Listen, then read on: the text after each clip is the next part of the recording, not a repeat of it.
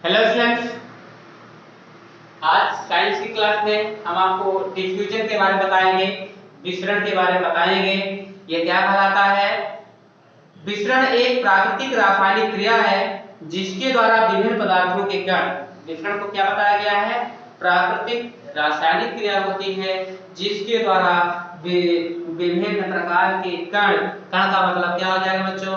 उसमें परमाणु भी होगा, अणु भी होगा और आयन भी होगा, क्या होते हैं? एक दूसरे के साथ मिश्रित हो जाते हैं तथा समान संगठन मिश्रण बनाते हैं। मिश्रित होने के बाद क्या हुआ जाता है? समान संगठन होता है। अणुओं तथा परमाणुओं के सामान्य प्राकृतिक गति द्वारा मिश्रण होता है। अणु और परमाणु के कारण क्या होगा? प्राकृतिक गति के कारण मिश्रण होता है। अब इसमें बच्चों तीन प्रकार का मिश्रण होता है, क्योंकि आप जानते हैं अगर हम मिश्रण की बात करते हैं तो मिश्रण में क्या होता है बच्चों? यानी कि अगर हम अगरबत्ती की बात करते हैं, यहाँ पे ये जो अगरबत्ती है यानी मोमबत्ती है, इसको अगर जला दिया जाए तो जलता है, जल जल क्या होता है? वायुमंडल में चला जाता है। यानी क्या लिखा हुआ वहाँ पे? अधिक सांद्रता है। अधिक सांद्रता से कम सांद्रता की ओर विलेय के कणों का जो प्रवाह होता है, यानी तो उसे क्या कहते हैं बच्चों? विसरण कहते हैं। विसरण में अर्धपारगम झिल्ली की आवश्यकता नहीं होती है। क्यों? क्योंकि विसरण में क्या होता है बच्चों? आप अगर यहाँ पे आग जला दिए हैं और आग जल रही है, आप कितना भी कोशिश कर लें, ये इसकी जो धुआं निकल रही है वो आप रोक नहीं सकते हैं। तो कहा गया है कि विसरण के लिए क्या कर रहा है? अर्धपारगम झिल्ली यानी सेमी परमिएबल मेम्ब्रेन की आवश्यकता नहीं होती, लेकिन परागण में अवश्य होती है। तो परागण में क्या होता है बच्चों? उसे अर्धपारगम झिल्ली की सहायता से रोका जा सकता है, ठीक है। लेकिन विसरण में आप कुछ भी नहीं कर सकते, कितनी भी झिल्ली लगाएंगे निश्चित रूप से आपका हो गया, चला जाएगा। तो इसमें झिल्ली की आवश्यकता नहीं पड़ती है। और आगे बात करते हैं ठोसों में प्रसार। जो विसरण होता है विभिन्न प्रकार से बताया गया है।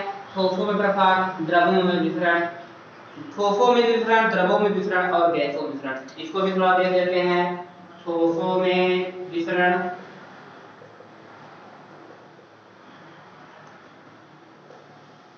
द्रवों में विसरण,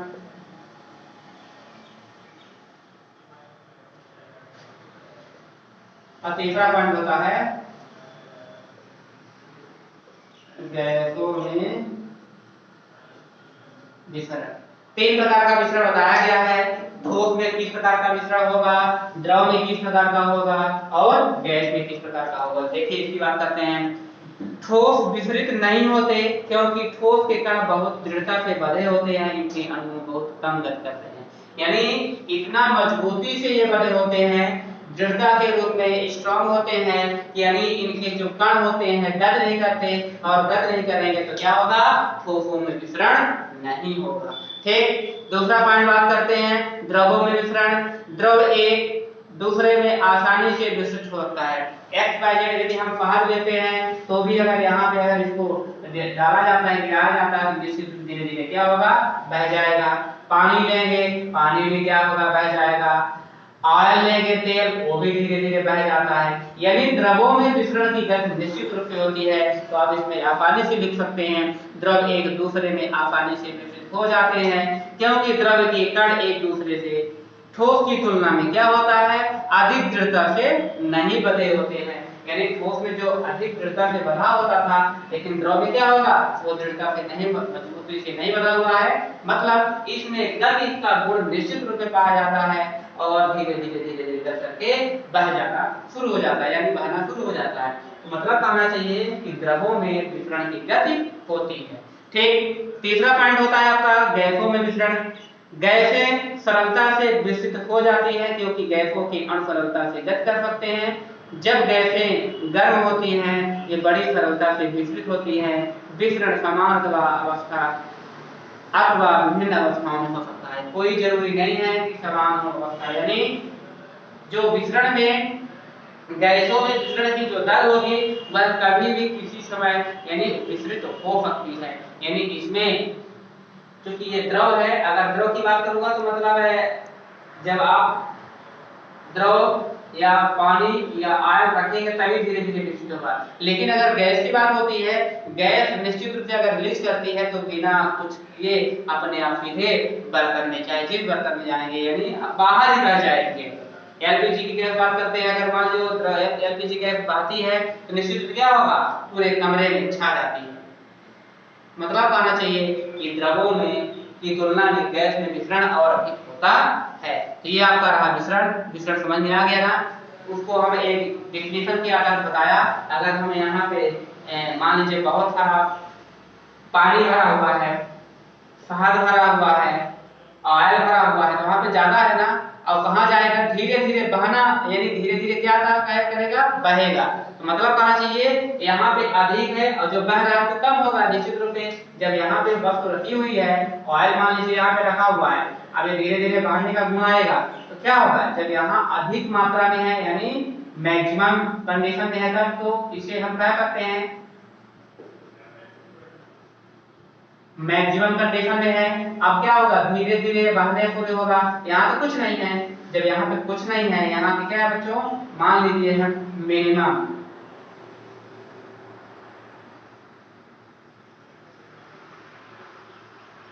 यहाँ पे उच्च, यहाँ पे अधिक, यहाँ पे उच्च, यहाँ पे कम, अधिक सांद्रता से कम सांद्रता, यानी इसको हम अधिक लिख देते हैं, इसको क्या लिखेंगे, कम। अब समझना है तो आप समझ सकते हैं आसानी से। ऑयल की मात्रा यहाँ पे अधिक है और ऑयल की मात्रा यहाँ पे कम है। अब धीरे धीरे क्या होगा, बहना शुरू होगा। तो इसकी डिफिनेशन क्या निकल के आगे, अधिक सांद्रता वाले द्रव पे कम सांद्रता वाले विलयन की ओर, यानी अधिक सांद्रता वाले विलयन से कम सांद्रता वाले विलयन की ओर प्रवाह होना, गति करना क्या कहलाता है, विसरण कहलाता है। याद रखना विसरण का टॉपिक। नेक्स्ट पॉइंट होता है चुंबक के प्रति आकर्षण, अट्रैक्शन टुवर्ड अ मैग्नेट। चुंबक के प्रति आकर्षण क्या होगा बच्चों, इसको भी हम बात करते हैं। चुंबक के प्रति आकर्षण क्या होगा, 6वां पॉइंट होगा चुंबक के प्रति आकर्षण। यह आपका 5वां पॉइंट था, 6वां पॉइंट होगा चुंबक के प्रति आकर्षण। चुंबक के प्रति आकर्षण क्या होगा बच्चों, attraction toward a magnet.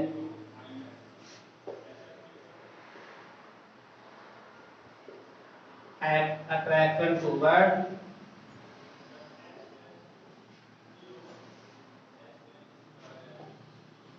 a magnet।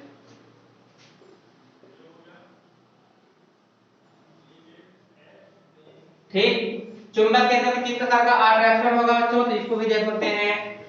कुछ पदार्थ जैसे लोहा, कोबाल्ट, निकेल, कुछ पदार्थ कैसे, जैसे लोहा को क्या बोलते हैं बच्चों, या फिर लोहा, कोबाल्ट क्या होगा, सीओ, निकेल क्या होगा बच्चों, निकेल। ये सभी क्या होती है, धातुएं होती हैं। कुछ पदार्थ जैसे लोहा, कोबाल्ट, निकेल आदि चुंबक के प्रति आकर्षित होते हैं। निश्चित रूप से क्या होगा बच्चों, चुंबक के प्रति क्या होगा, इनका आकर्षण होता है। लोहा या फिर तो आप जानते हैं सीओ का मतलब होगा कोबाल्ट, इसमें भी चुंबक का गुण रहता है, और एनआई का मतलब होगा निकेल। पेपर में बच्चों ये 12 तक के लिए बहुत ही महत्वपूर्ण है, पेपर में पूछा गया था एनआई किस प्रकार का चुंबक होता है, ये लौह चुंबकी है, बहुत ही महत्वपूर्ण पॉइंट है। तो लोहा, कोबाल्ट, निकेल चुंबक के प्रति आकर्षित होते हैं। कुछ पदार्थ उनके ऑक्साइड चुंबक द्वारा आकर्षित होते हैं। लोहे से बनी सभी वस्तुएं चुंबक द्वारा आकर्षित होती हैं। रबड़, चांदी का सिक्का, एल्युमिनियम का पत्रक चुंबक के प्रति आकर्षित नहीं होते। वे वस्तुएं जो लोहे की बनी होती हैं वे चुंबक द्वारा आकर्षित, वे वस्तुएं जो लोहे की नहीं बनी होती, मतलब जो वे वस्तु जो लोहे की नहीं बनी होती है उसे वह चुंबक को आकर्षित नहीं करेगा, लेकिन वे वस्तुएं जो सभी लोहे की बनी होती हैं वह क्या होता है, चुंबक को आकर्षित करता है। जैसे कि आपने बताया FeCO9, Fe को बच्चों बोला जाता है लोहा, इसको बोला जाता है कोबाल्ट, इसको बोला जाता है निकेल। याद रखिएगा, ये आपका लोहा हो गया, सॉरी Fu को कोबाल्ट बोलेंगे, Fe को लोहा बोलेंगे, Ni को क्या बोलेंगे? Ni क्या बोलेंगे? याद रखिएगा, तीनों अलग अलग मैंने बता दिया। Fe0 Ni ये क्या करते हैं? चुंबक आकर्षण यानी चुंबक को आकर्षित करते हैं। चुंबक को क्या करते हैं? आकर्षित या चुंबक का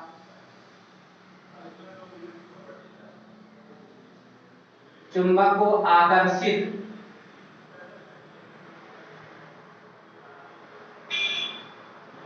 आकर्षण का गुण पाया जाता है, लेकिन आप कंटेंट के रूप में लिखेंगे तो चुंबक को आकर्षित करते हैं, लेकिन आकर्षण का गुण पाया जाता है। ठीक है, और अभी इसके बाद हम दूसरी पार्ट की बात किए हैं, जैसे रबड़ हो गया, लकड़ी हो गया, और क्या क्या बताया? रबड़ हो गया, लकड़ी हो गया, एल्युमिनियम का पत्रक, चांदी का सिक्का,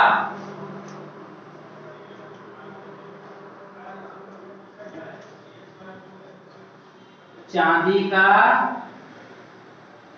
सिक्का, ये क्या है?